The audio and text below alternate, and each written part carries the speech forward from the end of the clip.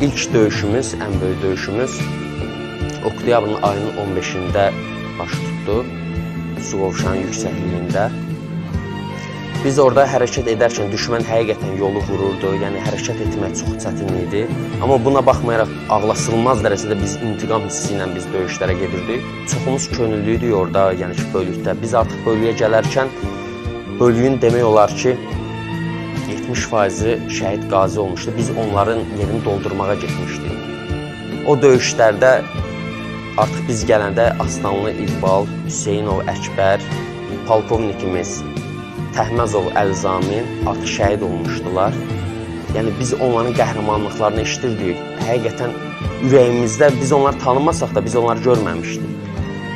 Amma biz onların qisasını almaq istirdik. Ən azından biz gəldiyimiz bölüyün şəhidləridir, bizim oğullarımız idi, bizim qardaşlarımız idi. Biz onları görməsəydik bizim içimiz yanırdı ki, biz düşməndən qisasımızı alaq.